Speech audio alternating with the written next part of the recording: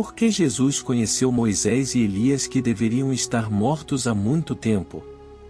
A transfiguração de Jesus permanece como um dos eventos mais marcantes das Escrituras que representam a gloriosa transformação de seu corpo humano. Este evento profundo ocorreu depois que Jesus revelou sua verdadeira identidade aos seus discípulos, levando-os para a cidade de Cesareia de Filipos. Localizada a cerca de 40 quilômetros ao norte do Mar da Galileia, chegaram em um templo em homenagem ao romano imperador César Augusto, que ficou neste local significativo.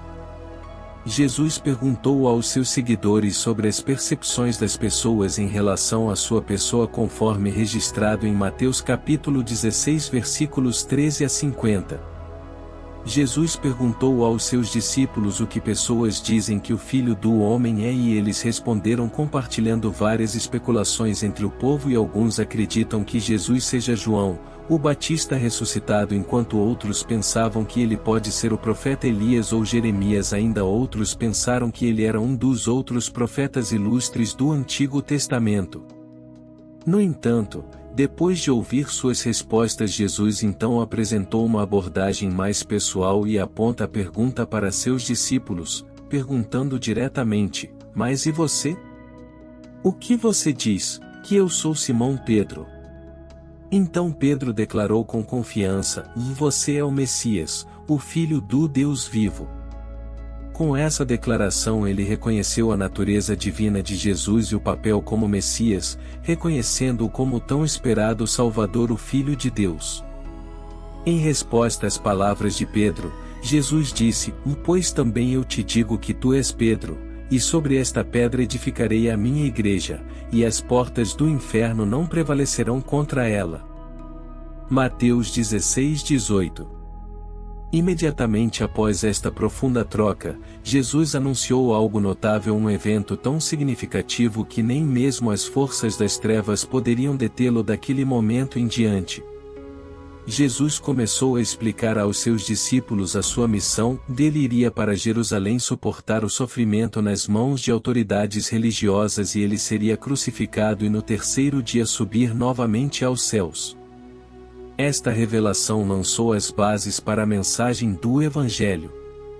6 dias depois, tomou Jesus consigo a Pedro, a Tiago e a João, irmão deste, e os conduziu à parte alta de um monte, e foi transfigurado diante deles. O seu rosto resplandeceu como o sol, e as suas vestes tornaram-se brancas como a luz. Mateus 17 versículo 1 e 2. Nestes eventos vemos o desenrolar do plano de Deus para a humanidade. A confissão de fé levou Jesus a afirmar o estabelecimento de sua igreja, significando uma nova aliança e um futuro triunfante.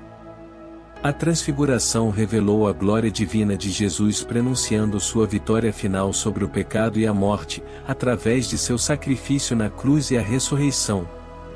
Esses eventos formam a base da fé cristã, enfatizando o poder da revelação de Deus e sua obra redentora através de seu Filho Jesus Cristo, além da aparência física.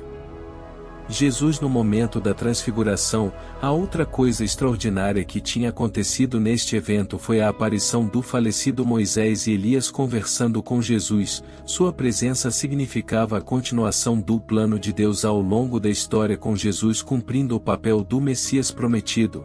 Foi uma profunda realização para os discípulos, bem como a confirmação de Jesus como o Cristo tão esperado Salvador. A conversa que Moisés e Elias tiveram com Jesus ilustra o aspecto cognitivo de compreensão daqueles que faleceram e agora compõem o reino de Deus. Eles simbolizam aqueles que serão arrebatados sem experimentar a morte, assim como Elias, e aqueles que irão passar a morte e estarão com o Senhor, assim como Moisés. Juntos eles representam todo o Antigo Testamento, com Moisés incorporando a lei e Elias representando os profetas. Este extraordinário encontro de Moisés, Elias e Jesus, ao lado dos discípulos, significa a unidade do Antigo e do Novo Testamento que giram em torno de Jesus. Vendo a profundidade do momento, sugeriu a construção de 3 abrigos para Jesus, Moisés e Elias. Pedro ainda estava falando quando outro evento extraordinário aconteceu. Uma nuvem brilhante os envolveu em uma voz que saiu da nuvem que proclamou: "Este é o meu filho amado, em quem me comprazo, a ele ouvi." Os discípulos, ouvindo isso, caíram com o rosto em terra, e ficaram grandemente atemorizados.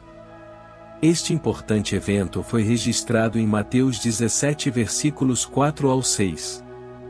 Onde oferece um vislumbre do futuro de glória, quando Jesus retornar para estabelecer seu reino eterno, enfatiza a posição exaltada de Jesus como o Filho de Deus e o cumprimento do Antigo e Novo Testamento em sua presença. Todos distinguirão entre o passado e o futuro, e toda a criação reconhecerá sua autoridade divina como soberano e governante. Jesus, consciente do medo deles, os tocou suavemente e ele disse: "Levante-se, não tenha medo." Eles olharam para cima e agora viam apenas Jesus. Este poderoso encontro enfatizou que Jesus não é apenas um entre muitos fiéis servos de Deus ou apenas um profeta, ele é superior a todos eles. Os ministérios de Moisés e Elias representado na montanha em última análise apontaram para Cristo, que é o centro e o foco de todas as Escrituras. Enquanto desciam do monte, Jesus instruiu os discípulos a não contarem para ninguém sobre a visão que eles tiveram, até que Jesus ressuscitasse dentre os mortos. Ele fez isso porque sabia que se as multidões ouvissem sobre isso, eles poderiam não entender e tentar fazer dele um rei terreno, em vez de compreender sua verdadeira missão como rei ressuscitado de um reino eterno. Ainda voltando da transfiguração, Jesus forneceu uma grande revelação. Os discípulos estavam curiosos sobre a profecia da vinda de Elias. Perguntaram a Jesus por que os mestres da lei disseram que Elias deveria vir primeiro que Jesus. Jesus esclareceu que Elias já havia vindo, mas ele não foi reconhecido. Então os discípulos entenderam que Jesus refere-se a João Batista, que veio no espírito e poder de Elias, como predito no Evangelho de Lucas 1 versículo 17. A transfiguração serve como um profundo momento afirmando a natureza divina de Jesus e seu papel, como o cumprimento de profecias do Antigo Testamento e a lei e a confirmação da sua missão como Salvador e Rei. A presença de Moisés e Elias ainda mais enfatiza a continuidade e culminação do plano redentor de Deus em a pessoa de Jesus Cristo. A cena da transfiguração de Jesus representa um vislumbre da vinda de seu reino, e a sua plenitude é também um cumprimento do que Jesus havia anteriormente falado aos seus discípulos, que alguns deles testemunharia o Filho do Homem e o seu reino chegando, antes de provar a morte. Mateus 16, 28. A transfiguração serve como um lembrete poderoso das promessas de seu reino e a esperança que os crentes mantêm para um futuro eterno com ele. Amém. Obrigado por assistir e não se esqueça de nos ajudar se inscrevendo no canal e curtindo os vídeos. Deus abençoe você e sua família.